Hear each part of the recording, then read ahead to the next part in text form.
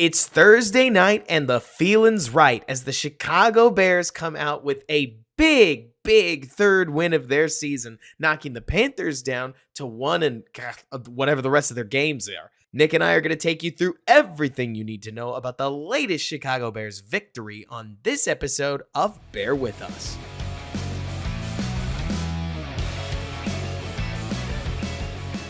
What's going on, everybody, and welcome back to Bear With Us, a Chicago Bears podcast hosted by yours truly, Robert Schmitz, along with my co-host, Nick Whalen, right here on YouTube. And man, Nick, what a game, right? What an electric, I can't even get some of this out.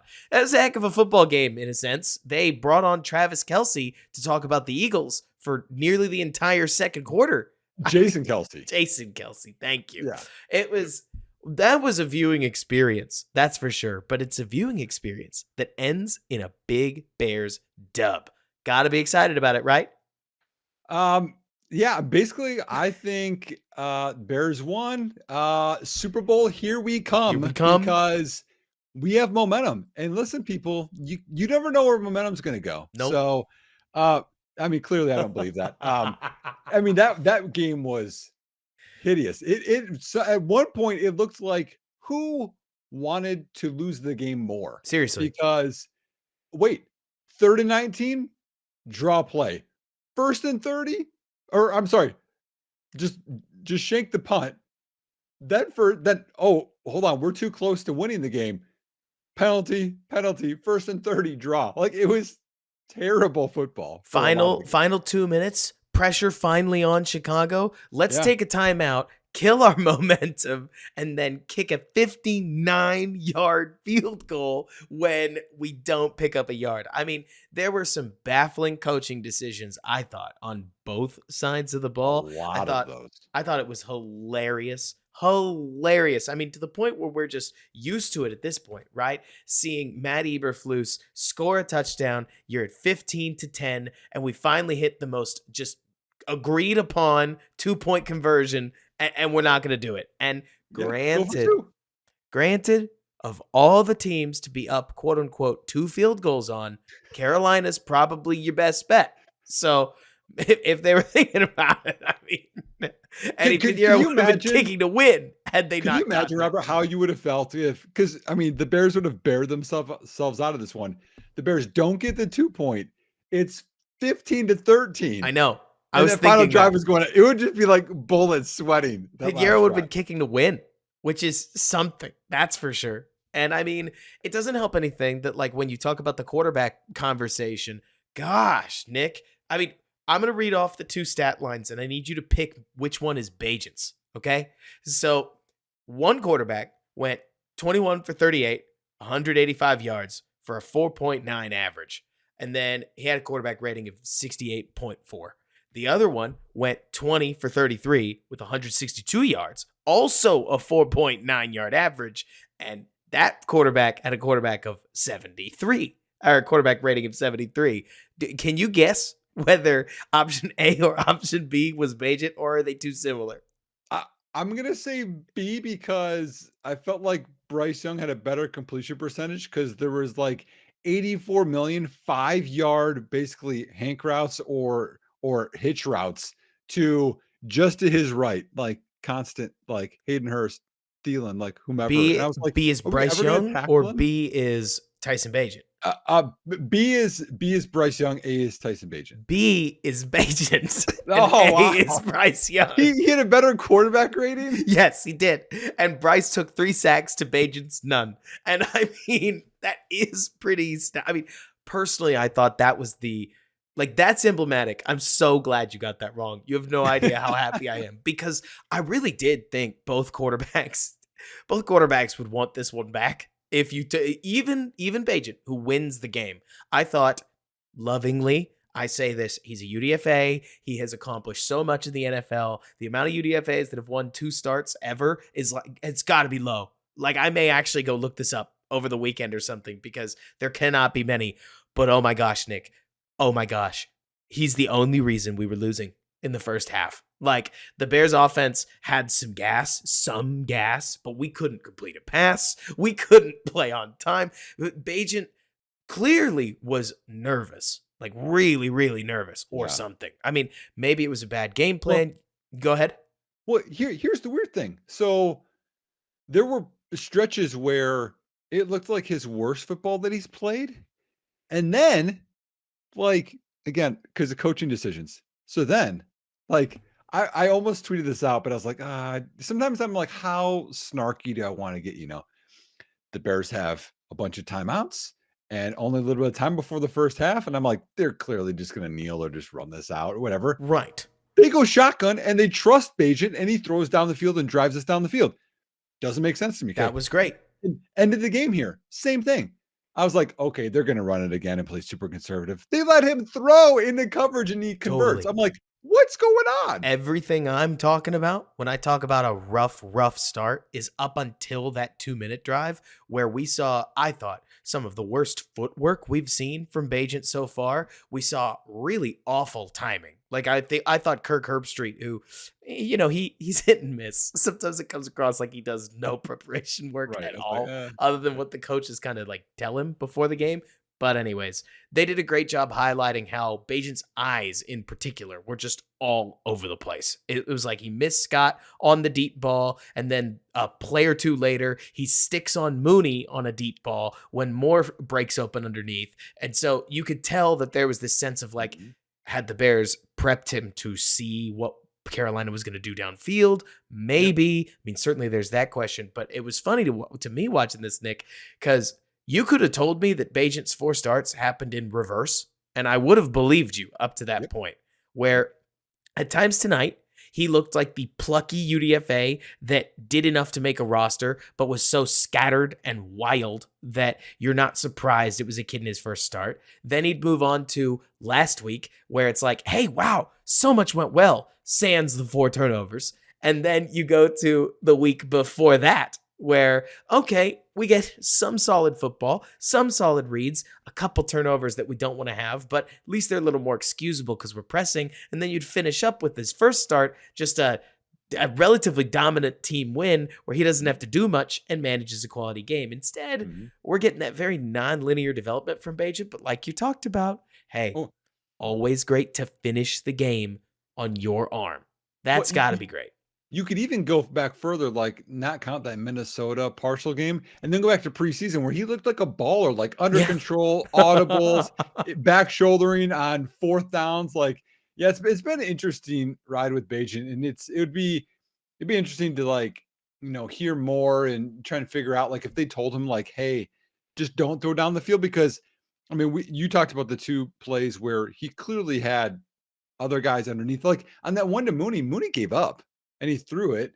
And then another one, he on that screen to Roshan late, where I know it's designed, he had Scott wide open over the middle. I was like, can you throw? The Bears never do. I can't tell you that you can't throw it. I've seen a lot of quarterbacks throw those. Like you get a real throw option. All I can say is that neither Fields nor Bagent have ever done it in 2 years. Into him. And then did you see the other one where it was he rolled right and he had Mooney deep? I think it was a corner route. Mm-hmm. And I was like, there's another one where he rolled right and he had just Foreman right in front of him and he didn't throw that. Like you could tell he was almost one adjustment behind, right? Yep. Where whatever was happening in front of him, he was almost look, Nick, I don't want this podcast to ever turn into, I really don't ever want it to turn around or turn into whining about the refs, because that's just not who you and I are. We can be better than that. And B, I don't want it to turn into blanket blaming coaching for everything. But man, watching Bagent seemingly get worse just on the heels of seemingly watching Fields get worse has me wondering if this QB staff is doing a little bit of the old overcoaching. But hey, I'm just going to say that and leave it there. And we'll check back up on it later. Yeah, no. We're in lockstep, because it just make sense on so many grounds. Like it just doesn't make sense in terms of like even last game or some of the what do you want to call it? The bravado that he brings with I'm going to take off and run was less this game. And I'm like, man, there were lanes. Like if you didn't see it, he was bouncing around and gonna like Russell Wilson where he like backs up. Like, dude, why don't you take off or pump fake and run like you did last week? Like it's almost they're like, don't do that this week. Like now just like I'm like, okay, I was whatever. actually really surprised that the Bears. Now, look, I am a West Coast fiend. I want to throw the ball on every play. The Chiefs are my spirit animal. The idea that they like barely put any effort into their run game, they run the ball when they feel like the defense is just cheating and they still can't really do it all that well. Like, yes, that is me. Man, Nick, when I tell you I am stunned that while Bagent was in the throes of struggling like he was, they continued to force feed him to like basically ask him to go get them third downs, even when they were like third and shorts, where you could very feasibly hand the ball off to Foreman, have a 50-50 or better shot at picking up the yardage.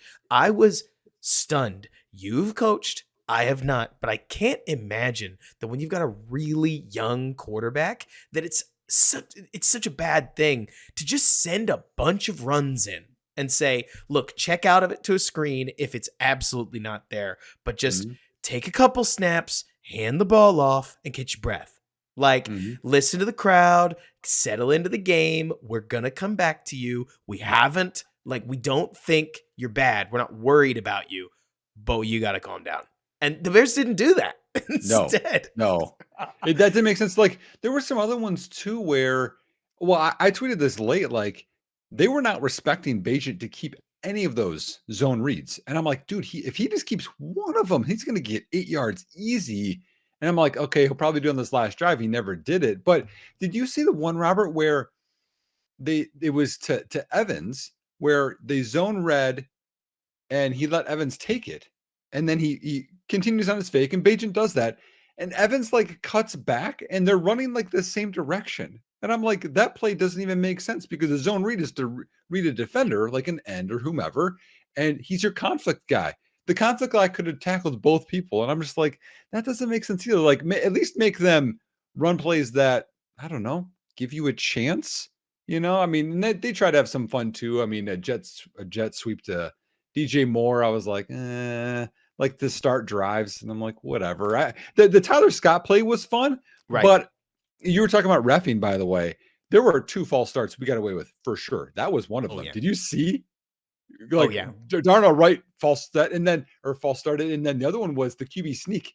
Foreman was like moving forward. I'm like, Hey, why did they call that? week 1, we learned that Thursday night is kind to false starts, Yeah, apparently. So you can get away that's with them. true. I'm kidding. That's true. But if there's a couple players that I think we ought to talk about while we're kind of on the topic of offense, let's talk about Tyler Scott.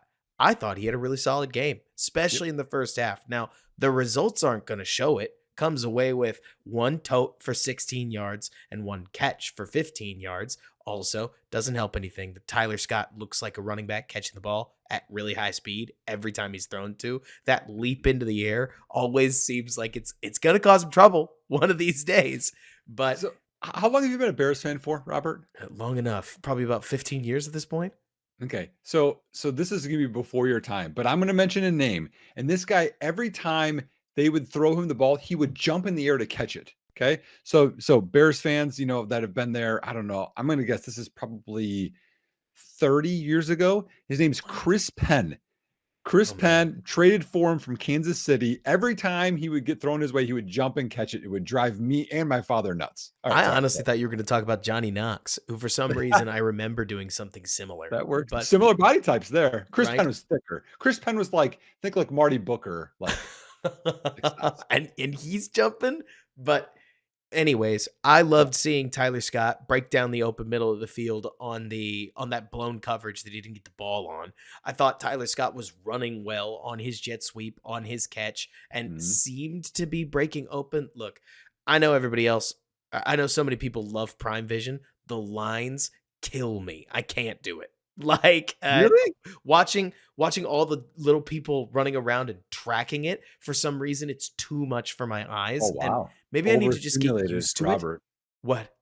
You're overstimulated, Robert, over there. Oh, it's a little bit, man. Maybe it's just because I'm so accustomed while I'm watching games to like watching a little, but letting the replay tell me a lot. Maybe it's just a rhythm thing, but it's more to say that it sure seemed like Tyler Scott is fitting well into this offense. Every time he succeeds, you can almost feel Darnell Mooney receding a little bit. You swear only one of those guys gets to live in the Thunderdome like every single Bears Wow. week. But hey, it was a nice week for 13. And as somebody who wants to see the Bears develop, I am excited about that. Well, and talking about another time they wanted Bagent to come through, 4th down, he throws a dig to a rookie 4th round pick over the middle of the field, and he Right. catches it to Right. convert. I was like, okay, Big that's really conversion. impressive too. Yeah. And then, hey, Darnell Mooney finishes the game with 2 receptions, right? 4 targets. One of them is debatably the biggest catch of the game for the Yep. Bears. To ice it right there at the end, to just not let Carolina take the ball. And kudos to Mooney, because that was not an easy catch. Looked like a No. whip route that Bagent then didn't throw soon enough. So he just throws to a spot and asks Darnell to go catch the ball and then get hit by 3 dudes at once. And so kudos to Darnell for catching it, getting down, and not Mhm. only and winning the game effectively for the Bears, And because and that's a and big his other play. one, sorry, go ahead. No, that's it. It's just a big play. No, yeah, it was humongous play. It was I think it was a smart route because like that route's going to Mhm. be open a lot. I think when you Oh give him yeah. an option to go in or out and find a hole. His other reception that he caught, that was the bubble screen. He converted a 3rd down and he Mhm. he cut inside, which that's the one thing I love about receivers. Or that if I had a receiver, like I had to make my wide receiver room, the ones that like catch it and just like go down easy all the time or just go out of bounds drive me nuts. Darnell Mooney, despite his size, he cuts inside and makes guys miss, and he does that. And so does DJ Moore. That was a nice one. The other one was that I can remember off the top of my head, or actually all of his targets. The one is the bomb that I think he gave up on, but he knocked away, which was smart. He's like, I'm making sure you don't intercept this. Is the slant in the end zone Oh my where gosh. it was Oh my behind gosh. him. And that's the thing, right? Rookie UDFA quarterback. I refuse to let my expectations for Tyson Bagent, ever get higher than his draft status. And I understand that there are so many people that see that as me trying to take away from Bagent. No, I'm actually trying to give him more credit than I think the people who keep. It's almost like by vaulting him into the starter picture, Nick, it makes us tear down spots where he doesn't play well. And I sit here excited he made the throw on 3rd down, excited Mhm. that he did enough, excited that he operated the offense, because that throw to Mooney cannot happen. Not like that. That is as open as you're going to get in the NFL red zone. On 1st and goal too, to throw behind, if you're gonna That's what I'm miss talking like about. yeah. Yep, that's You can be out in front, maybe, if you keep the ball low enough, but behind, oh man, that is tip drill mm, city. And if the ball yep. pops up the wrong way, a lot of guys get picked off in the end zone that way. Kudos to Deontay Foreman for one of maybe the best runs of the Bears season. Like, it wasn't the longest run, but Foreman ate contact at the 5-yard line, got stuffed at the half-yard line, and just surged his way into the end zone anyways. And it was totally legal. I was amazed to see his butt not hit the ground Right. as he surged into the end I zone. I'm sure when the Bears signed Deontay Foreman, I'm sure you watched a bunch of highlights, Oh, right? yeah. And Oh, film and yeah. stuff. So, do you remember when he played, I believe it was Atlanta last year and he was, playing Teared Carol it up. and he had multiple of those runs where he's just, like, ricocheting off guys at, like, the 5, the 2, and going to the end zone, like, in my mind, I was like, "Oh, man, that would be so great if he does that in Chicago." That run Mhm. reminded me of that. I was like, "Oh, look, he's all these guys battled up, and he's just like, I don't care, I'm stronger than you,' and just goes through everybody." I was like, Mhm. "That's the guy we signed." And it's so funny because statistically speaking, it's not like Foreman had an amazing night. He's 21 carries for 80 yards, 3.8 yard per carry average, and that touchdown. But in a game where your quarterback isn't, let's just leave it at your quarterback is not lifting your offense up. A lot of times it's going to be tougher sledding on the ground. Yeah. And when you're playing the worst team in football, you only need so many points. And Mhm. kudos to Foreman. He scored the final points. And I Yep. mean, you know, one of those hockey games where like somebody scores a big goal in the second period to make the game 3-0 and it ends up being the game winner. Like this is that moment where you look back and you go, that touchdown was even bigger than we thought because the Bears Yeah. didn't score again. And Yep. I can't give enough kudos to most of the offensive line who on first watch seemed like they played pretty well. Eku Leota, who was ironically the first defensive lineman that I scouted in last year's class, thought he was fine, had some burst. He races around Braxton Jones, and I was certain he had strip sacked Tyson Yes. Bagent. Yes. Yes. And so like I thought that too, but then from what I remember, that was 3rd and long. It was 1st and 10. Oh, it's Remember? 1st and 10? I thought it was They had longer. just picked up a first down, and so they were running a play with 13 seconds left, almost as if somebody told them they had right. to. And instead of just, I was stunned. I was like, okay, it's clear field goal range. What do we think? Bagent's going to throw like a 30-yard corner? No. Let's just line up and take the field goal and go. Yeah. Because, oh my gosh, that strip sack was almost a complete disaster. But Yes. So what I thought, like, after that happened, I was like, why didn't he just roll out and then throw? Like, either throw it away or throw it to somebody and then get the timeout, because then you could maybe run another play. That in my mind, I get it. I mean, I'm being picky, but like you just think Totally. of situationally running and calling timeout, like you could have just fell down, like it didn't matter. Totally. Yeah. Totally. I mean, it was kind of messy, but it came at the end of Bagent's best drive of the game so far. And I can't believe we haven't talked about this, but like, was there any more Bears way for the game to kick off than both quarterbacks struggling, punt return, touchdown by a former Bear? Oh, no. So I typed out revenge game. This is where you're going. Revenge game. I was like, DJ Moore revenge game. Deontay Foreman revenge game. No. Emir Smith Marset revenge game. And then Immediately. Eddie Pinheiro revenge game. And then it ends with him not making the field goal. I thought he was going to make it for sure. I'm like, oh, that's the headline. Eddie Pinheiro was our double Bagent of the day as he does not get that field goal. But man, I can't help but think the really crazy part about this, like, okay, so segueing a little bit to the other side of the ball, right? Yeah, no, Before we we have a lot to talk talk big over there. conclusions. What one other guy? Yes.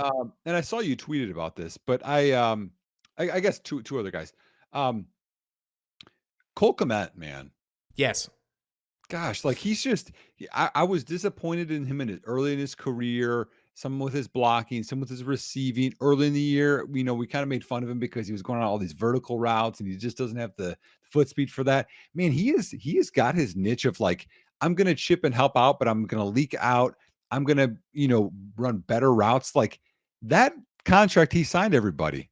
Remember, we have him at a cheap rate for years, and he's young. So glad you talked about this. So it's so funny watching Cole Kmet because I remember I did it wasn't a small effort studying Cole Kmet when we knew the extension was right around the corner. Because the moment Evan Ingram inked his extension, I don't know if you thought the same thing, but I was like, okay, so Cole Kmet's getting paid, and he's probably getting paid more than this. Just got to get ready, right? Mm-hmm. He didn't. But anyways, in watching Cole Kmet's tape, what was so wild, Nick, is that the overwhelming majority of his yards, the overwhelming majority of his touchdowns, in fact, all but one of his touchdowns, come completely uncovered. Like Cole Kmet is the invisible man. Cole Kmet's entire skill set is just getting lost out there, which is not, winning man coverage, right? It's not Kyle Pitts. It's frankly not even George Kittle in most cases. It's why everybody just laughed so hard when against, what was it? Washington? Cole Kmet beats the linebacker across his face and we're like, Cole beat somebody. Yeah. Oh my gosh. He's like the young Jason Witten right now. Almost. I mean, I think that's high praise, right? You know what I mean? Like Hall of Famer rule. He's Hall not of Famer that rule. athletic. Heath Miller is the name I keep going back to. Oh yeah, Heath Miller. He's better than Heath Miller. But Heath Miller had like 400, 500 yards a season, just like a certain somebody, didn't he? Yeah, but Kmet's gonna get more than that. We'll see. I mean, the hope was that Cole Kmet wouldn't, because the other targets would all get more yards, but I'm getting off point. The main thing I'm trying to get at here is that Cole Kmet has found this like beautiful niche of not being a man beater as a tight end, but being a disguised player in all cases, where it's like, is he running a route or is he blocking? He is a very viable blocker. He's not Mercedes Lewis, but he's a very viable blocker, Mhm. unless he's not, and unless he's running for the end zone like he did Right. last week. And he And and he sneaks out on play actions. He's nice. exactly. And he's The other running with the ball well. Yeah, well, that's the other thing I was gonna talk about, like, the thing I like that there's certain players, like, they get hit, and I'm like, "Man, are they gonna get up okay?" Like, man, a knee and ankle, whatever. He just gets drilled. I mean, like, early in the game, it was like a 2-yard play, and he gets hit a few times, and he stays up, and then the linemen come and just do the tush push, basically for, 5 more yards, and I'm like, "Alright," and he gets up okay, and then multiple times, he just gets kind of like, what do you call it? Uh I can't think of Slapped, I can't think of no, dazed. pinballed around. There you go. Like, Yes. like, oh, like between guys and gets up again and he's fine. So, I mean, like, you need a guy. He's like your garbage man. He just cleans up a bunch of junk and makes it nice again. Yep, him and then DJ Moore deserves a hat tip. I think Yep. every time DJ Moore touches the ball, it's just super fun. Only ends up with 9 targets in a 33 target game, which is a separate conversation that, we can have at another time because the Bears won, so we can be grousy later. But I swear, man, what is wild to me is as Bagent. Okay, so like lowercase s struggles. I don't know. It might just be flat struggles. Like, again, I like Bagent. I think he's done so many good things. He's not throwing the ball intermediate and deep. That is where DJ Moore has traditionally feasted. So Yep. instead, DJ Moore is going to take 5 touches, nearly all at or behind the line of scrimmage. He's going to turn it into 58 yards. That's really good efficiency from wide Mhm. receiver bubbles. Like, DJ's breaking, what do you think? Probably 1 tackle, 3 out of 4 of these. And in the Yep. NFL, you miss a tackle, like that's bad for your Yeah. defense because there's Yeah. only so many guys flowing to the ball. The one the again, we're not a refs gripe, Don't you do it. podcast. Don't you do it. So So DJ Moore had late in the game, he had that nice comeback. Great, great route. Really good route. But early in the game, he had that come back and go. And the defender went right into his chest and was battling with him the whole way. And DJ Moore tries to one-hand it, it's incomplete. Then I see Kyler Gordon get in a guy's chest, and the guy's not athletic, and he falls over, and it's a flag. And I saw the double hold on that third down play that Jalen That was Johnson and hilarious, and you know it. Jalen Johnson didn't hold him. I watched it. He just was he was like right behind him. So like I was like, the only way that guy didn't get beat on that double move was to what do you want to call it? Touching, interference, whatever, illegal contact. And they didn't call it. And I was like, that's crap. Because that was a touchdown, I think, to DJ Moore. That was a good route he ran. He came back hard and then went and that guy pushed him to the sideline, which I would coach my guys to do. Take the 5 yards, take the whatever versus the Yep. touchdown. But call it both ways. Okay, so I played intramural hockey for a couple of years, and I want to get back into it, but that's a separate discussion, right? And here's the problem, Nick. Have you ever played hockey in your life? I have played with rollerblade hockey. Right. Is that gonna count? It can count, but I'm talking like, have you played? Did you play it in a league? No.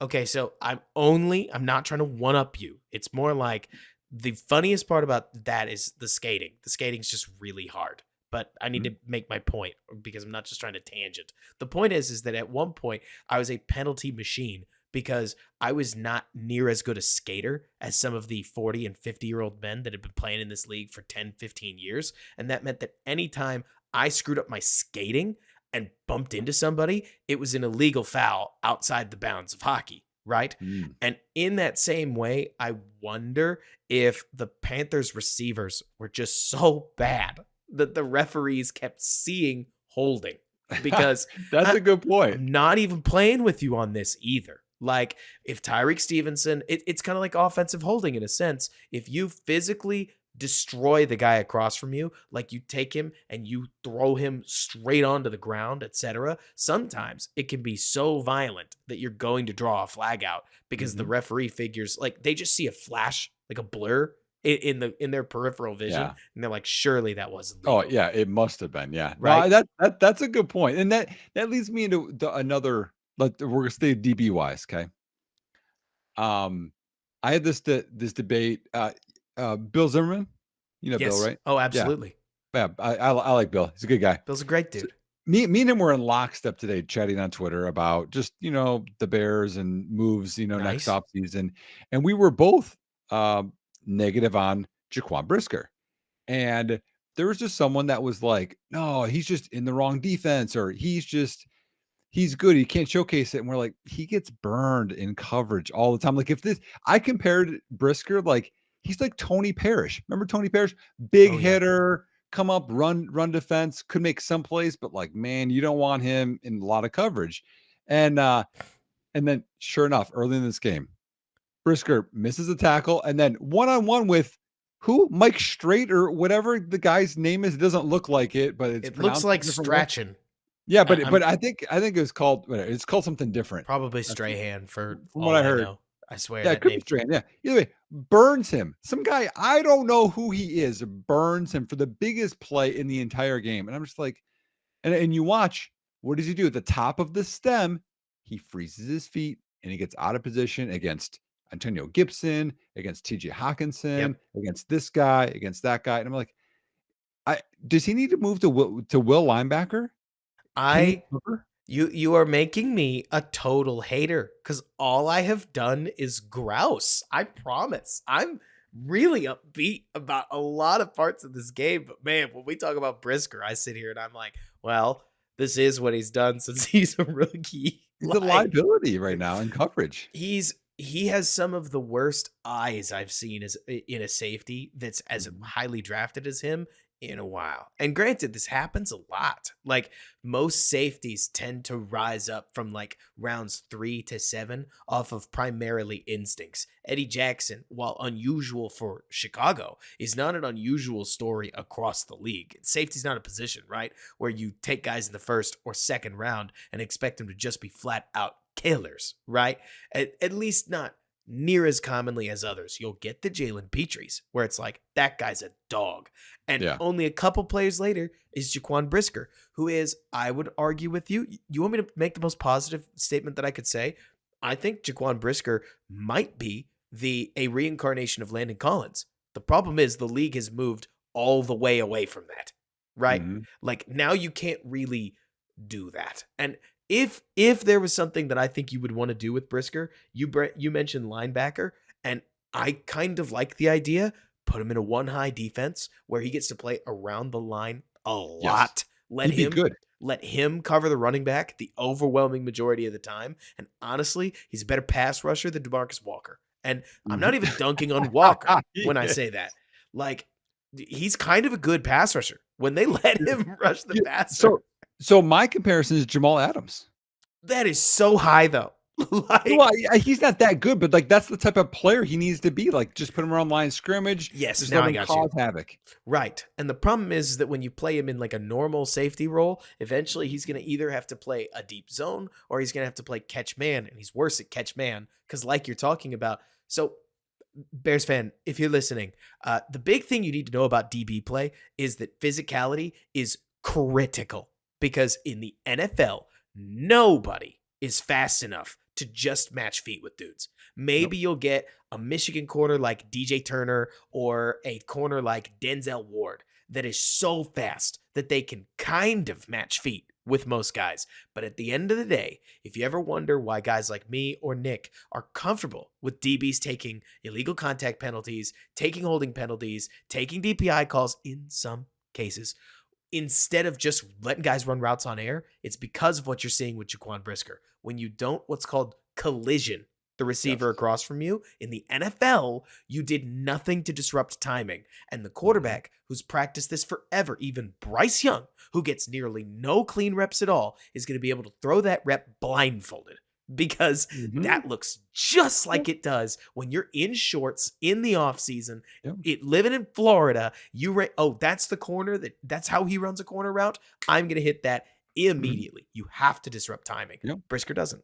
No, and the other thing too is, like, he doesn't maintain his leverage. Like, most No. of the time everybody, okay, when it is beyond 10 yards down the field, the throw is gonna be outside the hash majority of the time. All why? It's safe. Less guys are out there. You can throw it away. You can throw it away from guys. Like, it's fine, right? and then he gets beat outside all the time. I'm like, dude, just keep your leverage, keep a half a man, a yard, whatever outside him, force him to run a post because then you can recover. It has to be a perfect throw then. And it just nope, lets him outside, stops his feet, boom. I mean, the same route happened to TJ Hawkinson. I was like, oh, you had it and gone. Like, I don't know. It's a concern. I mean, and the Bears won. I get it. And I mean, maybe people think we're being picky, but like, Well, this is about next offseason. Like I think does he keep his job? That's how bad he's playing right now in my mind. well, I mean, another point worth making here, right? Because like, if we sound grousy, gosh, now I'm just worried. I'm in my own head. So just let us know if you're enjoying the show, anyways. But like, it doesn't help. It doesn't hurt anything, Nick, or it doesn't help anything that when you're watching this game, you are not watching two titans just smashing into each other, right? And clearly like one of these black and blue old Steelers Ravens games, right? Or some of those, I remember some Vikings Bears games growing up that were just teeth gnashing, like batter and bruised football games. You know what I'm saying? This was not that. This looked like the worst offense in the NFL against the Bears. And gosh, when the worst offense in the NFL can find a deep completion against the guy you spent a 49 over, or the 49th overall pick on, that's a concern. But it gets even more concerning when you and I, Nick, start talking about, well, if Matt Eberflus goes, like what's a neutral coach with no emotional investment Yep. in Jaquan Brisker going to think? Because I'll tell you what, if I was a neutral coach with no investment in this DB core, I think Kyler Gordon is a lot of fun. I think Oh man, Tyreek he's so Stevenson much fun. I think Oh, Tyreek Stevenson is showing us some things. I you think you played better today. He didn't look sick. That's for sure. Like Yeah. whatever was going, that's a separate story. I think Jalen Johnson looks like a young cornerstone. I think Eddie Jackson, and God, Nick, you didn't meet me during my prime Eject stand days. You've Eh, talked about it enough on this podcast that I would think you've talked more on this podcast or off air about Eddie Jackson than you have your wife. So I could just imagine how much you loved Eddie Pretty much. Jackson. He's over the hill. Like the Bears need two new safeties for better or Yeah. for worse. Yeah. Like I'm really worried about Eddie's ankle holding up long term. I, Yep. I tend to think that it just makes too much sense to clear the 10 million off the books because in the wide world of could you find a better safety? Well, finding a safety is never easy because I don't trust defensive coordinators to know what they're looking for, to be completely candid with you. But you can definitely find one with like a fourth, fifth, sixth round pick. Like Well, Adrian Amos types happen way more often than you'd think. funny you mention him. So I just pulled up PFF, which we've referenced quite often. So Jaquan Brisker, that's before this game, which I assume this game is going to go down as bad, so worse. He's the 63rd best safety Oh, in the NFL. yikes. Oh, no. 63rd. Oh, So no. literally every team has two safeties, 32 teams. There's only one safety of those starters that's worse. And that's not even counting backups that get in there too. So he's, I think, 11th best in run defense, which is what we're talking about. Keeping them around the Yeah, line of he's a good scrimmage. hitter. Good Yep. hitter. Yep. But then the coverage, So he is a 58.8 overall. Okay. And we've talked about this before 70s about what you want to get to be like maybe average ish. Adrian Amos, who you just brought up. Okay. Adrian Amos in his ripe age of 30 is 70.6. So Oh, 12 higher than Jaquan Brisker. And he joined the team in what training camp preseason ish because the guy got hurt. Um, it's just not getting it done. Now, injured, is he working his way back in? I'm willing to give him some more time. He's sure. kind of getting this Justin Fields time, this Braxton Jones time. You got to prove it to me. Okay. We should talk about this, right? Because that's the thing here. If this Bears organization was inspiring, I say this. Okay, so look, Bears fans, tonight was a huge win. Tonight was a massive, massive win. Super Bowl, Robert. We're I going. know. No, I know there were some people that were well, okay, so honestly, Nick, let me spin you a yarn that's not far off of that, right? Because as much as I know there were some Bears fans that were sicko enough to root for a tie, the Bears finished the game in what I think is clearly the most optimal scenario for them. The Bears by beating the Panthers, who Bears fan, you just got a great look at the worst team in the NFL. And you got a great look at why they are one and whatever. You got a great look at why it took the Texans getting held to what, 13, 14, 15 points, less than 16 for crying out loud. It took that for the Panthers to win a game. And when you look at the rest of the Panthers schedule, there are not many easy weeks left. Like Nope. this Panthers team, especially the next 3 weeks, could break their spirit. And the best part, if you're a Bears fan, is they aren't going to stop playing Bryce Young, because the deeper you get in the season, the more it makes less sense to bench him. Why would you bench him for Andy Dalton when the season is clearly over? So the Bears could easily, very easily, be sitting on a top 2 pick. Let's not talk about number 1. Number 1's neat. Obviously, I would love the Bears to get as high a pick from possible as Carolina. But it's really about the top 2, isn't it, Nick? I think you know why.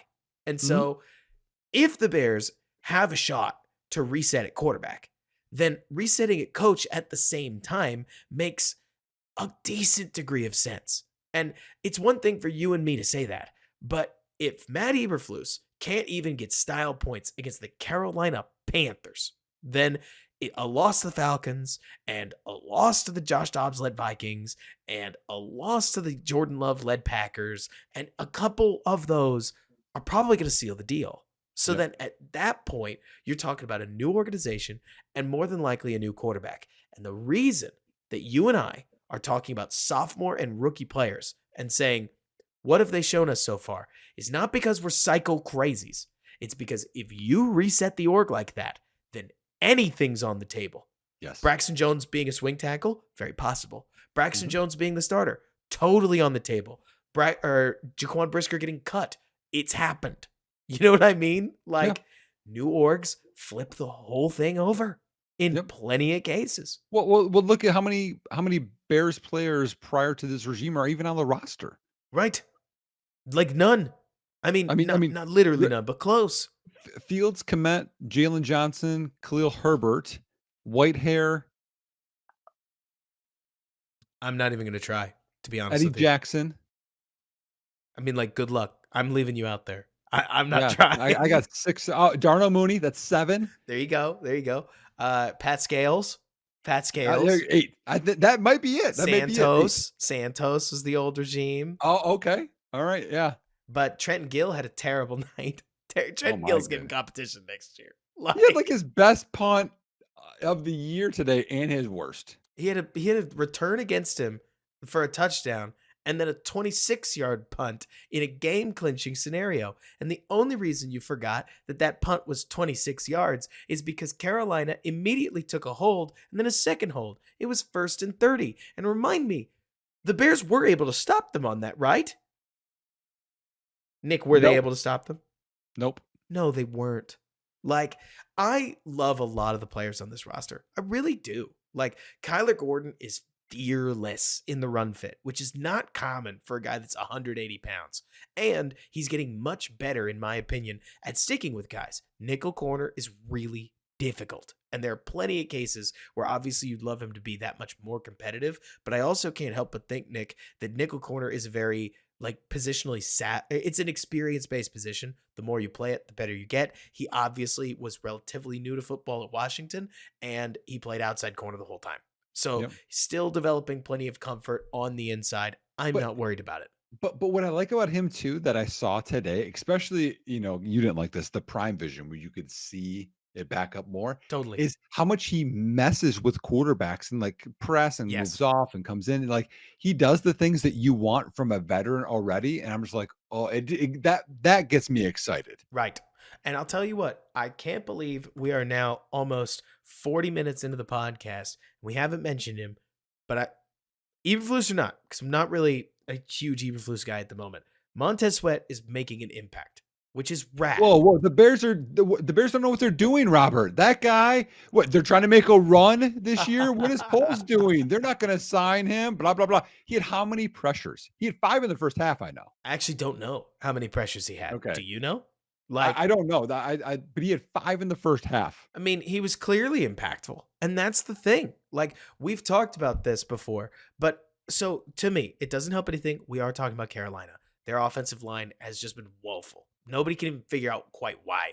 Their offensive line was not near this bad last year. This year, it has just been atrocious. I see Sweat as doing pretty much what he did tonight, but adding one more situational pass rusher, right?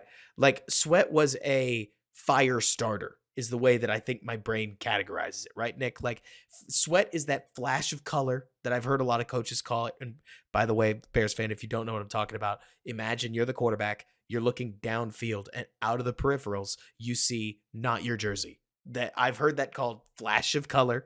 And Yeah. a lot of quarterbacks, that's all it takes to spook them is just, that's not my jersey. And Yeah. Sweat's massive, stupid long arms, like Mhm. getting just on the inside shoulder of the tackle, was enough to flush Bryce Young into the ever waiting arms of Rasheem Green. And the moment we're getting Rasheem Green sack production, like, you know that there's a straw stirring the drink. And I was just laughing like, oh, of course he gets one tonight. I know it's Thursday. I know the last time the Bears popped off on the pass rush, it was also Thursday. I'm sure the short week has something to do with it. But Nick, I think there are a lot of people out there that keep trying to talk about how Sweat is this just I think there are people that are over accentuating the point where Sweat isn't an elite pass rusher, and they're forgetting that the Bears even just need a decent one, like Mhm. a plus-ish, a better than neutral pass rusher, and Sweat sure brought more than that tonight. It was awesome. Yep. Yeah, I thought he had a really good game overall. Because he changes the dynamic. Mhm. Like like you're talking about, like everyone can play off of him, but you also saw it in the run game. We also saw our boy Andrew Billings in the run game, like in these big Amen. situations. And like if you can have those two at least, and those spots are set, like it changes everything. Because going into the year, we didn't think we had any defensive linemen that were We've the future. we've whispered this before. I'm going to say it out loud. To me, the biggest criticism of Matt Eberflus is that there are going to be so many people that are going to talk about how there's nobody that's playing on this defensive line. How could you expect this Eberflus system to work? You're wrong. The Bears picked out a guy in Andrew Billings that is playing like Dexter Lawrence. Not quite that far, but man, you're close. Like, from as far as defensive linemen go, he is without a doubt a top 16 defensive tackle in the NFL right now, In which is, in big downs too, he turns it on. Like, there was, I like, that know, 3rd down, he's like, "Nope," and he just goes through his guy in a run fit. I was like, "Oh, I love having him he on our team." he creates stops. He is Mhm. a steal. He is highway robbery at the Yep. price that the Bears extended him at. And so you add Sweat to this, and now you have a legit defensive tackle and you have a legit edge rusher. And again, are these the best edge rusher in the world? No. Would I trade Andrew Billings for DeForest Buckner tomorrow? Like, I'm not trying to Yeah. overemphasize what the Bears have, but they don't have nothing. And sometimes the defense acts like it anyways. And I think that that's the real shame here, if that makes Mhm. sense. That, Yeah. like, to start the game, for instance, the Bears give up 2 third down conversions on long down and distance. On 1st and 30, they give up a conversion. I understand that not every defense is the 2018 Bears defense. I get it. Not every defense is the current Ravens defense. But, like, I am stunned sometimes at the Bears' ability to give up long downs, like long down conversions. And it's a shame I because their run and defense you is knew he whooping. couldn't pass. You knew he couldn't pass down the field. You know what I mean? And you're still allowing this, like, all of this. I don't know, to me, like, there was one play, it was like a 3rd and 5, and Brisker was, like, 20 yards deep. And it's just, like, it doesn't make sense to me. Like, if you know he can't succeed down the field, maybe we need to tighten up a little bit, and they just don't have it, Robert. No, they don't. It's And weird. and I don't look at guys like Jack Sanborn and TJ Edwards playing like they are and think to myself, oh, wow, these guys would struggle in another system, right? Like, I'm not scared of transition when it comes to whatever the Bears' identity may be defensively going forward. And that's not me trying to hate too hard. Like, the Bears' defense is kind of finding it happenstantially. They seem to be finding it against bad quarterbacks. Gee, I wonder if there's a correlation, right? Like, going all the way back to the Vikings game. The Vikings game is the best example we've got recently of a quarterback that actually showed that his receivers left a lot on the field that day. Yep. Like, I thought Kirk was gaming. And then you factor in like Justin Herbert, you factor in, second half Russell Wilson, for crying out loud. Like, quarterbacks in the top 10, top 12 have just smoked this defense. Mahomes. I thought that went without saying. I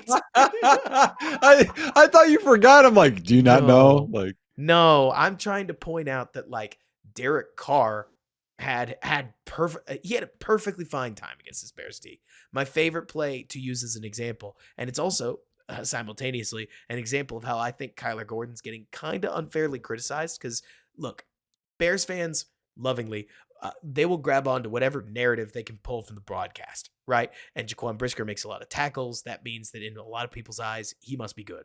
And Kyler Gordon spent the entirety of last year left on an island in the slot. The linebackers would just peace out, because on any play action fake, they were gone, bro. And so you had a corner who's just constantly on the other end of a pass catch. And so everybody labeled Kyler Gordon just this god-awful corner. And then you get these moments like we got last week where he's one-on-one against Chris Olave to 3.25 seconds. That's before Carr throws it, Nick. If I told you your DC sent a 6-man blitz with one guy falling off about halfway through, so a 6-sim with one coming out, and Derek Carr throws at 3.25 seconds, meaning Kyler Gordon has to cover Chris Olave for 4.5 seconds. Are we really upset he lost on the second move? You know what I mean? It reminded me today a little bit of like, I know they wanted to bring some pressure, but TJ Edwards playing off man, like trying to judge the pick play on, I was a 4th down, I think. They converted to the running back. I'm like, come on. He just free released a guy in a flat open space. How did we think this is going to be successful? Did they see him against Aaron Jones, Austin Eckler? Like, this isn't smart. And worse is like, I trust TJ Edwards too much. Like, trust me, I want to blame the players, but that's not a young player, and that's not an underaccomplished player. That's a player whose entire bread and butter is getting his assignment right. So what do I think? He busted a coverage on 4th down? I doubt it. And so I sit here looking at this game, and I'll tell you what, man, like as we sort of start to peer towards what does this mean for the rest of the season, right? Can I finish up that part and then Absolutely. You go there? Also, hat tip to Gervon Dexter on that play where Montez Sweat crashed around the edge and Dexter's just bull rushing one-on-one, and oh boy, did he bull rush. Yes, and he's long. What we're getting at is you see good coaching staffs, great ones too, but good coaching staffs see what their players do well, and they put them in those positions to do the things that they're well at. And then they know the things, hey, you're not as good at this. So then we don't do that. Like there were times in this game when we were in, 21 personnel or 20 personnel. We had 2 backs and we were getting cute, like where guys were lined up and it was a pass play. And I'm like, why is this running back on this route with a running back in the backfield? Like, doesn't make sense. Like, put the guys, you see Andy Reid do it all the time. Hey, you're good at this. You're going to do this on the field. And, right. And then it's to your advantage, to your whole team, your offense, your defense, everything. And right now, I think Chicago is not using everyone to not even like their average capability. I feel like they're holding them back. And that's the part that's frustrating for, I think, both of us. Yes. Like I tend to look at, so there are some of these players, I'm looking at you, Zach Pickens, who are just not showing enough. And as a reasonable person, I don't expect every draft pick to be a hit. So if you ask Robert is the most positive person who will look you in the eyes and tell you almost every single rookie is bad. Don't expect anything from rookies. If they do anything right, then great. Right. And if half those rookies end up any good at all, then that was a pretty good draft class. Because drafting these guys is really hard. Like, I would argue that both Dexter and Pickens as a collective 2-pick unit have been kind of disappointing. Now, I still have hope for Dexter. I really do. And I'm going to leave out hope for Pickens for as long as I can.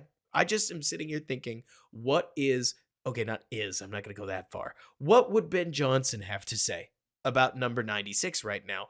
And I doubt he noticed him. if that makes sense. Oh, yeah, that I wouldn't say Dexter's been disappointing, but I don't know that they've been Purely great. coming at the word disappointing from the perspective where Byron Young from Tennessee is like Oh, making hay out of the oh. second or third round. Like it's He's only also, like, disappointing. 26, isn't he? He's It's old, right? only disappointing because of the results that some other players are getting. Yeah. Like Tui Tuilopo. He's a There's very no specific edge rusher, but he got drafted after Dexter, didn't he? Yep. Like, and so I'm not saying Dexter is bad. Not zero sum. Not zero sum. Just maybe we left a little meat on the bone. Yeah. But it's not like I've seen, and granted, I'm not super well schooled on what a lot of these DBs have been doing. Juju Brents, drafted before Tyreek Stevenson, and Cam Smith, drafted before Tyreek Stevenson, have not seemed to have better seasons than Tyreek Stevenson, even just from a developmental standpoint. Gotta remember that for DBs and draft and whatnot, it's way more process than it is results because you're going up against like grown men that are Mhm. catching for their jobs, they're catching for their salaries, they're catching Yep. for their future. You're not. You're just trying to hang around with them. But Mhm. I can't help but look at the core of this Bears team, and I see Darnell Wright seemed like he was better able to use his left hand, laid some big time blocks. Certainly, we didn't see any pressure from that right hand side. I mean, dude, Nick, Tyson Bagent took 0 sacks Yep. on 33 drops. Like, and the time to throw was not super duper slow. I Well, more understand. Yeah, more drops than that because he scrambled too, so totally right. And yep. so I can't help but sit here and I'm like, there are so many pieces on this Bears team that are way better than they've been in 5 years. Like Mhm. they are way healthier for whatever comes next. And purely because somehow this rant ended up allowing me to segue into this, my favorite part of tonight, Nick, the Panthers are awful. We got a front row seat to the Panthers being awful. They are bad. They are hurt. And you can't tell me that locker room isn't going to slowly crack as Dave Tepper continues to put external pressure on it, right? Mhm. But here's the thing, Nick. I think you'd agree. What more than anything do the Carolina Panthers need? Probably an elixir game, right? Right? Oh, yeah. Do you know who they play next week? Dallas. They play Dallas. They play a suffocating 4-3 defense that has smoked lower opponents. I don't care how Dallas does against higher tier opponents because the Panthers aren't higher tier. Okay, so they come limping out of Dallas. Do you know what game they play after Dallas? No, I didn't look that far. They go to Tennessee, which is Okay. not an easy game, especially with Will Levis kind of finding something. Okay. Looking better than Bryce Young right now. 2 losses can only like, not to mention traveling's not easy. Okay, whatever. 2 losses, Robert. They could easily recover. Well, after that, they go to Tampa, and after that, they go to the Superdome. What? Like that 4-game stretch is a kick where it hurts. Yep. And after that, if they scrape themselves together and beat the Falcons at home, okay, that's their second win of the season. And they would then have to win another one of Packers, Jags, Bucks to finish 3-14. Like, it is dark. It is grim Yep. if you're a Panthers fan right now. Yeah. And that means it is bright and it is happy if Yeah. you're a Bears fan right Yeah. now. You know what surprised me the most, I guess, because like this is just me as a coach. When you're bad and you know you're bad, like Right. you came into this game at 1-7, like Panthers, you knew you were You bad, knew you're bad. and you had opportunities this game, and I'm going to go through a few of them. Right before the half, there's 1:19 left on the clock. It's 4th and 1 at the 48. Your own 48. Punt. Okay. I mean, you're up 10-6 there, but like it's 4th and 1. You're going to need more points than 10, and No, you're not good. Punt. Nick, don't back Later, off on that. You're right. 4th and 1 at your own 48. What are you scared of Tyson Bagent? Like, and the way he's playing at that point? Like, what are you going to lose? go get the yard. Are you seriously thinking you're going to hang on to a 10-6 lead for the rest of the game? Like, what are we missing here? You know what I'm saying? What? Because I'm with you. Yeah. Like, And you struggled moving the ball anyway. So you get to the 48. let's hard count and then get a delay. Who cares? Who You know in what I mean? here, who in here listening has watched college football? Have you seen the way that App State or any of these other common upset schools play ball? They take every chance. Texas Tech, the Red Raiders, they go for nearly every fourth down in the book. Yep. And Yep. that's not to say it's going to work all the time, but here's the thing, it doesn't not work all the time. And like when you're 1-7, it's not like playing it conservative has succeeded for you. Yep. So I'm right Yep. there with you. We could And even talk about that one play, and I know you've got more, but I'm yeah. hitting that one No. really hard. Yeah. And that's 4th and 1. And then third quarter, they had 4th and 5 at the Bears 45, and they punted. Okay. Then the next drive, they went for it on 4th and 6, the Bears 36, and converted. That was the completion and the 2 holds play. But then that drive went to the Bears 20, it's 4th and 5, and they kicked the field goal to go 16-13. You needed 6 anyway. Okay. And then the end of the game, they tried the field goal, which I think I would have. I know it's 59 yards, but like it's 4th and 10. But still, that's 3 opportunities, Robert, to go for it on 4th down. When you're 1-7, like people don't expect you to win. You're on the road. You finally are in their territory or close to their territory. All of those 4th and 5, 4th and 5, 4th and 1. You could have tried to hard count them and get them to jump off sides. It's a first down. We saw more aggression from Dennis Allen with a 7-point lead going for a 4th and 1 late in the Yeah. Bears Saints game than we saw from an offensive minded head coach in Frank Reich. That's the thing here, Nick. I can't help but look at that and trying to find the most likely and reasonable explanation for why it happened that way.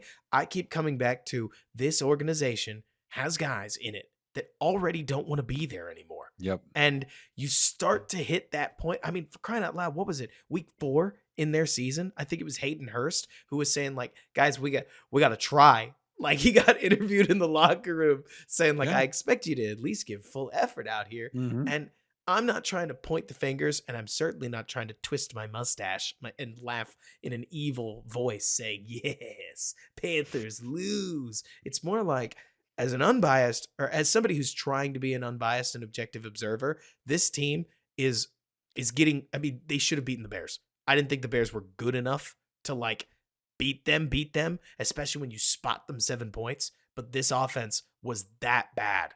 Yeah. Take the touchdown away, and they just lost 6-16 in the NFL on a Thursday night and Yeah. in front of the country. And that is, you can't do that. Like, Well, they averaged 3.7 yards per play. They had 200. 3.7 yards per play.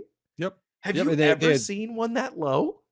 that's really low. They had 200, Hat tip to the and Bears like defense, I guess, man. Yeah, they had 217 yards, but 50 of them came on the last drive, which we all can agree was a lot of prevent. And 45 of them came on one play. And then, yeah, 45 came. Like, to me, it's just like we've heard the rumors that they didn't want Bryce Young. They wanted CJ Stroud, and the owner came in and that. But like Frank Wright, like, man, like I feel bad. Like I actually like him as a coach, or I have in the past, but like that guy looks defeated. They're just not doing a good job. And No. like one team with a bad coach on it looking at another team with a bad coach on it, I guess. It's one of those where Who's look, worse? well, we're really experienced, unfortunately, right? Like we've seen young and kind of ridiculous in Matt Nagy. We've seen offensive, but also not a very good leader. We've also seen the defense version of not very good leader. Separate conversation. Man, I must be in a bad mood somehow. Like I'm so sorry, everybody. Like it's wild to me watching this Carolina team make some of the mistakes that they made, because to me, the worst part is that their offense looks completely lifeless around their number 1 overall pick. And I feel bad. Like Adam Thielen is the juiciest receiver they've got. And Oof. honestly, like take your blue and orange glasses off, Nick. I swear, if you speak like a homer, I'm gonna drive to your house. I'm gonna punch you in the face. If That's a Adam long Thielen drive. was dropped onto the Bears roster, where would he rank on the depth chart?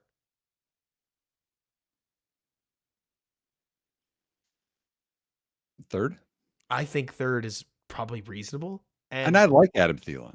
that's I know, like that's their clear cut best receiver. Yeah. And he's That's played well this year for that role, but that's yeah. you're just not going to win like that. If I if the shoe was on the other foot and that was Justin Fields, I know what Bears fans would say right. because we lived it. Yeah, we did. That was my question. Okay, so first off, this is kind of funny. My score prediction from our last pod was 34-13 Bears win. So Mhm. I got the Panthers score right. I got the Bears win right. I just gotta have the Bears score and another two, and then I'm Right, right there. right. But And now we were a baby's breath away from Kyler Gordon potentially picking off a pick yes, six in the yes, end zone, which was yes, part of my 30-point prediction. But yeah. you're I totally thought that right. would happen too. So if Justin Fields was, and I thought Fields was starting. If Justin Fields was starting this game, Robert, how many more points did the Bears score? Probably 7, I would say. Points are hard to come by in the NFL. So what would have been really interesting is like what does happen to a Bears offense that goes from no sacks to probably 3 or 4, just Right. knowing Justin. But I at the same time, Nick, I'm really torn because when Justin Fields doesn't play, people look back really fondly on what they think he plays like. You know what I'm saying? And I Mhm. promise I'm not trying to convict. And we say things like, well, Justin would have hit Tyler Scott over the middle. I don't know that he would. The He, Justin Fields he would hit on the sidelines for sure. the Justin Fields that I want him to be, that Mhm. I thought he would be coming into this season, absolutely would have found Tyler Scott over the deep middle of the field in a busted coverage, and it would have been a free and breezy touchdown. The one that is playing right now, man, I can't be certain that he would have found it. But if he did, I mean, points on the drive where the Bears get no points on the drive, right? I okay, so me, right? You can call it biased all you want. I think the Bears scored 10 more points with Justin Fields tonight It's because reasonable. I think that's a very bad defense that didn't generate any pressure. None. Maybe Fields gets sacked a couple times just because he holds it so long, but they're not going to cover forever. He would run for more yards. Um, yeah, I thought this was, and what's tough is moving forward because I think we'll probably talk about that before we wrap up. But like we talked about this on the before the season started. The Bears have a lot of extra rest before they play at Detroit because Detroit plays the later game on Sunday. The Right. Bears have these extra couple of days, but it's at Detroit, at Minnesota, which we knew what happened there last time. Home against Detroit, at Cleveland, home against Arizona, home against Atlanta, who's not a bad defense, and then at Green Bay. That's not an easy set of defenses for Justin Fields, who I assume will be back for the Detroit games. No, it's not. I mean, like, that's part of the funny part I'd say about this is that, like, Bagent gets to probably hand the ball off. I mean, I would be blown away if he's not handing the ball back to Justin Fields. But within that, it gets to finish as a 2-2 starter because we played a Raiders team that Cole Kmet said on the CH Go podcast blatantly did not want to be there when they played the Bears. And I mean, I thought it was obvious when you really look back. Mhm. And the worst team in football. Yeah. Yeah. Oh, I saw this Brad Spielberger, Chicago this year on Thursday Night Football, 2-0. Oh yeah. I mean, Play every game on Thursday if night. they We had got it. if they had the Super Bowl on Thursday, man. But so one thing that gets I think really funny as we segue towards the end of the year is if you told me so all I really want out of this Bears season, to be so honest, is I want to watch players develop. I want to see the direction of the future get brighter. And to be honest with you, Nick, the more that we can keep having these Eberflus moments, right?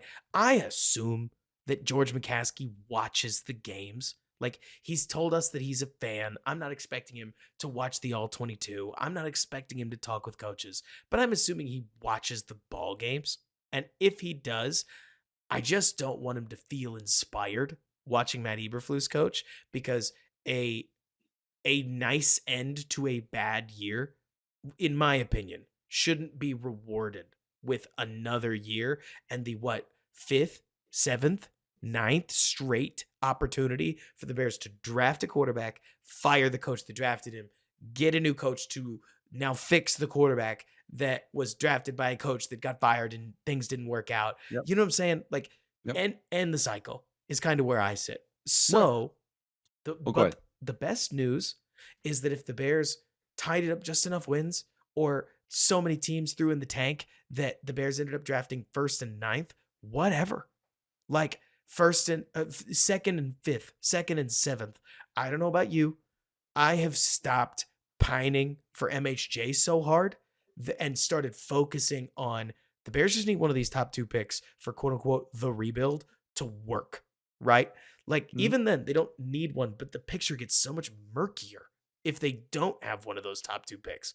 Pick number 7 could be Keon Coleman. It could be that Newton kid from Illinois if you wanted a 3 tech. It could be your favorite edge rusher, whoever it is. It's probably not Marvin Harrison, but maybe it's Joe Alt. You know what I'm saying? Like Could be Brock Bowers. You could go, it's a 2 tight good ends player. all the time. It's Yeah. such a good player. It's such a good player at whatever that second pick is.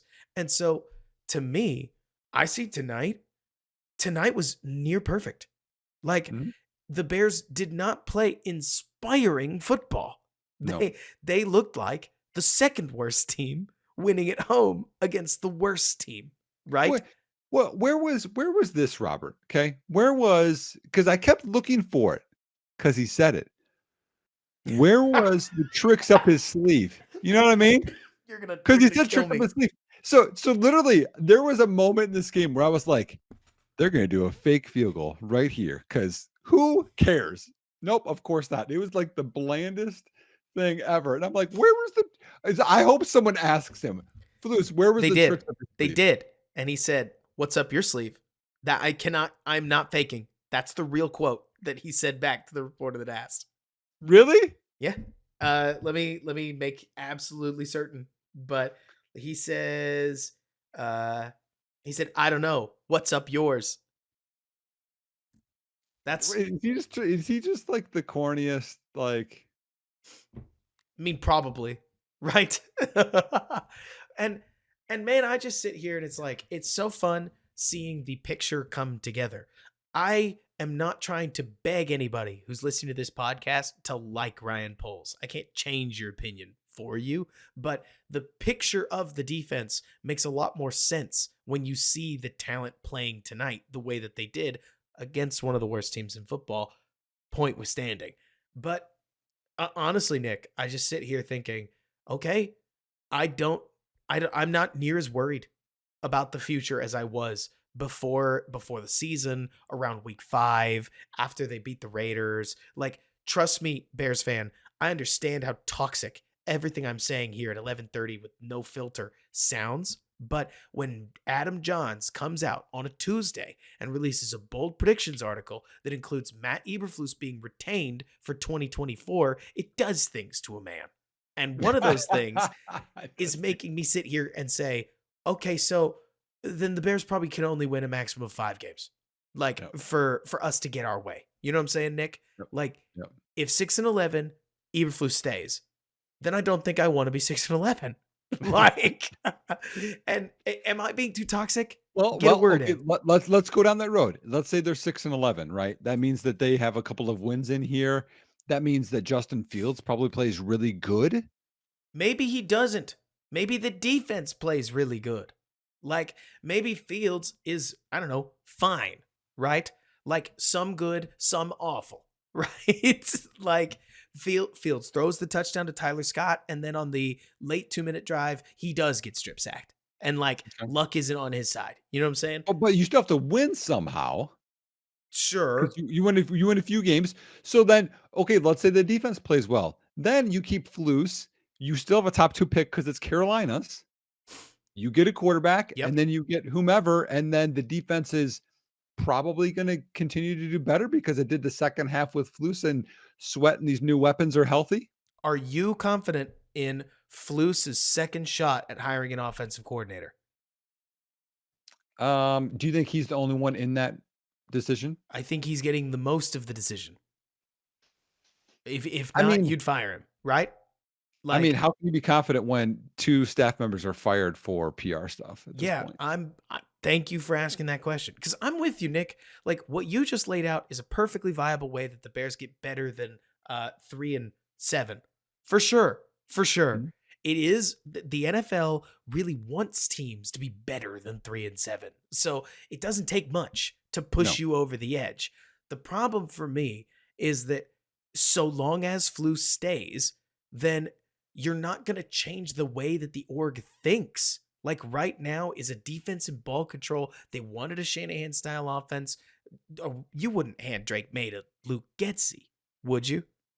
No. Well, also, but let's think about this too. So we've been in this road before where you have the head coach. It seems like it's a lame duck head coach for one more year, and then you have to hire an OC, and who wants to go there for 1 Right. year? Right. No security. Not Yep. really much promotion opportunity either. Yep. So, I don't know, man. Like, I promise I'll come around and cheer for whatever happens. I ultimately want the Bears to win games. And that's at the end of the day what we all ought to be cheering for.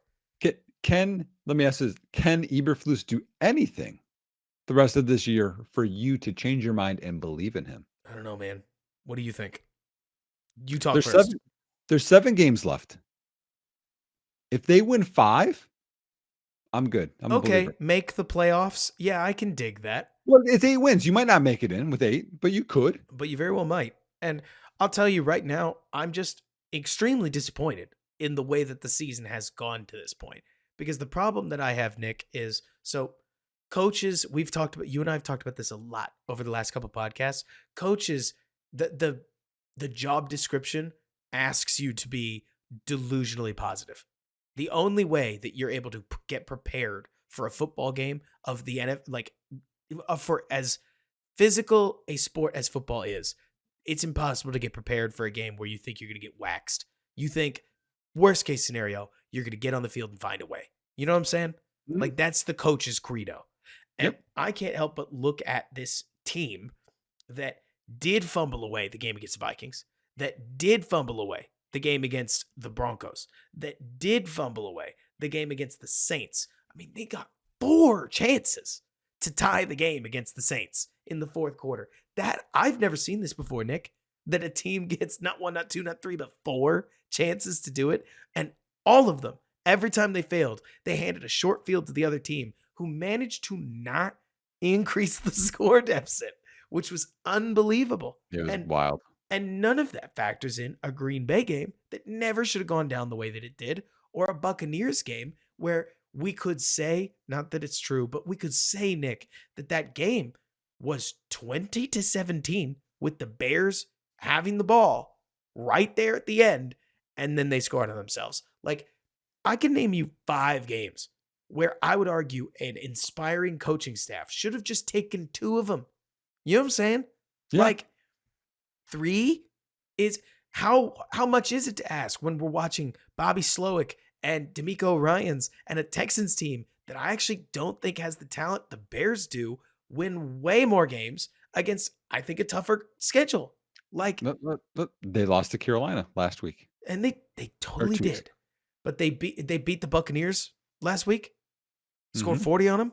Yep, that was awesome. So I'm just saying, like, it You're goes up totally and right. down. But the Bears, the Bears, it seemed like they're finding ways to lose instead of finding ways to win. So I agree Right. with you, but I'm just saying, like, there is this up and down thing. Like the defense has played better. 5 of the last 6 Totally games have. have been 24 or Totally less have. points allowed, even if it's. I mean, Kirk Cousins only had 19 points on Chicago. He's not a bad quarterback. And Sam to your Howell's point, played better lately. He had 20 in that Thursday night game when he threw every down. Bears have 7 games left. For Yep. them to win 5 would take a serious pivot. Like, this isn't eking one out against Detroit, everybody getting excited, losing the next 4, and then beating the Falcons and losing to the Packers and calling it a good season. That's not what you're saying, Nope. right? You're Nope. saying they beat the Lions. Honestly, it probably starts with a win over, like a win in Motown, right? Yep. And then they go to the Vikings and they pick off a team without a quarterback. And then maybe they lose at home against the Lions because they just had two up, 1 down. But then they beat the Browns, and then they beat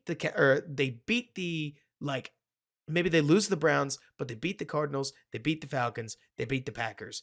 Now you have a shot at the playoffs. There you go. And in that case, yes, something will have had to happen. Somebody's got to be playing well on offense, right? How did it feel when you said that? Like they win those games? Did you believe it inside at all? A little bit? I don't. here's my problem. I came out of the Raiders game thinking, oh my gosh, we talked about this. This line, 9.5-point line against the Chargers, this is way too high. This game's gonna be way closer than that. It wasn't even near that close. Like, Well, because when I put my score prediction, I thought I was going to see first half of the Saints Tyson Bagent. I didn't same. see him. I didn't see him the whole game, No, basically. no. So does that mean if it's Raiders, Chargers, oh sorry, Saints. Saints for part of it, Panthers, that means next week. Let's get optimistic, Robert. Next week Well, we're doing it. it's not Bagent though. So now it's Fields, right? And they And his last game, Vikings. down, but Boom. he goes 2 and then 2. And but anyways, Come back and be an optimist, Robert. Come on. all jokes aside, well, that's the thing. I am an optimist. I'm just like now really forward thinking optimist, if that makes sense. It's I like get I don't think there's any way Chicago loses. no, not really. Not really. I The know. only way they lose is if they just repeat history, to be honest with you. Like, Yep, but then that's assuming like they turn into Trubisky or Fields again. Like that's third time's a charm, baby. I'm yes, staying optimistic. I don't think there's any reason not to be. Mhm. My favorite part about this is like you're talking about. I mean, you get 2 really good players, like in the world where the Bears do that thing that a lot of Bears fans have like kind of asked them to do. I don't think they should, but they pass our quarterback, and instead they just take Marvin Harrison Jr. Or a trade down, and then they take 2 sick players. Well, it would be hard to be like bad Yep. if you get 2 sick players, DJ especially Moore, if you get a trade down. Marvin Harrison, Cole Kmet. Let's go. DJ Moore, Keon Coleman, an extra 2025 first round pick, and also Joe Alt. How bad you gonna be? Dude, Keon Coleman is a freak. Keon We'll Coleman is get a into it. freak. But I agree with you. Like we're gonna get 2 good players. Like this is exciting. You could have Brian Schottenheimer come out of wherever he is and run the Bears offense. And how bad could it be? Actually, you know what? You know what? I'm gonna knock on wood for that. Because I've been watching the Falcons this year. You can load your team to the gills with weaponry What and is he doing? not succeed. He shaved the mustache. Maybe it's gonna be a different Arthur Smith this week. Maybe. But moreover, so upbeat. The Bears. So, for instance, one more rephrasation of what you've already heard. So the Panthers have a worse strength of schedule than the Patriots and the Giants. After the Panthers lose to the Cowboys, they will need to go 3-3 to push Chicago out of a top 2 draft pick, because the Pats and the Giants, if they just win one more game, They play each they other. will play each other. Yep. And so you sit here and you look at this Panthers layout, the runway, and God forbid Kyler Murray comes back and makes a difference, because the Bears have a legitimate runway to number 1 and a very strong inroads to a top 2 pick, which could be franchise changing. I mean, Well, and right now for people that don't know where they're at, like right now after tonight's game, the Bears win and the Panthers lose. The Bears have picks 1 and 5 right now. Which is Like the Bears hilarious. winning and they're still top 5. right? It's awesome. I mean, and I'm not trying to be some draft position fiend, but also if you're gonna be, I'll say it one more time. This is my big finish, Nick. If you're not gonna be good, be bad. I And know. the foundation, the cake on this roster is starting to bake. Like Mhm. Montez Sweat, plus some of these DBs, plus a little bit of magic from the linebackers, plus the offensive line, plus DJ Moore. Yes. Yep. If the Bears end up bad because they are losing from the quarterback position, so be it. It is all I'm saying. Mhm. I refuse to be one of these people that tries to paint Justin Fields as worse than he is, because he's not. Right? Like, can I be so real with you, Nick? Worst case scenario or most realistic scenario, I think Justin Fields is clear cut a top 32 NFL quarterback. Duh. But like probably 20th best. And why are we moaning about it? Because he's not top 10 in a position where the Bears have a shot at a top 2 quarterback. right? I'd put him like 15 to 20 because again, like Sure. because of the running and yeah, I mean, is he always going to have high sack percentages? Yes. Is he always going to have higher interceptions? I don't know. It has been so far, but we'll see. Yeah, it's sort of Um, all over the place. but like it's going to be his play's going to be up and down. That's who he is right now. I mean, it could iron out, it could stay the same, but like he's not Jordan Love. No, He's not I mean, he's not Desmond Ritter. He's not, you can go through like it could get a lot worse. And so no matter like how. Yeah. let's say this. Let's say they do finish out and there's 8 wins and they have pick I'm looking right now like 17 for their own pick and the Panthers win a few games whatever and they're like 3 or 4. We're still going to get 2 good players. We're still going to get 2 good players. And at the end of the day, the Bears will, I mean, kind of control their own destiny. You know what I'm Mhm. saying? Like Mhm. they'll have all the cards, so to speak, and they can make all kinds of decisions that could change everything about this franchise, which is awesome. I see that as awesome anyways. And so if they don't lose games because of the quarterback position, then the Bears probably found something at quarterback, which is a good thing. Mhm. So I can't help but come away from this game, and I sit here like, okay, the stage is set, Nick. The rest of the come what may for the rest of the schedule, we've got a really good setup for a finish that we're gonna end up liking one way or another. Because if this team, let's put it this way, Nick, if this team can't even compete with the Lions, well then, yeah, they're probably not winning 6 games, right? Like Yep. at this stage, if this team looks like the team that only barely eked out a win against the Panthers at home, then it's going to be a struggle when Well, they play a lot of if these. that's the case, then you're losing your next 4 games. Because if you lose to the Lions, you're gonna lose at Minnesota, you're gonna lose home against the Lions, and you're gonna lose at Cleveland. And at that point, you're 3-11, Yep, and and then it's done. and So, pretty much um, recapping, Bears win. We're excited about it. There are good parts, there are bad parts, but we won and we did what we needed to do. I'm excited about it. Hopefully, Justin Fields is back for the next game because we want to see that. Bagent, we're glad he got some experience. He's got 4 starts under his belt. He's a high quality backup guy, and he could develop more. As a UDFA rookie, he's done pretty well oh for yeah, for that what that is. There are young guys that have flashed. You mentioned Dexter. I mean, Pickens had one good bull rush today. Kyler Gordon, etc. We need more from Brisker, but I'm excited. I'm going to be pumped tomorrow. It's going to be a great Friday, and we're just going to cheer for some of these other draft picks. And as always, the Packers to lose. I can't wait. I can't wait.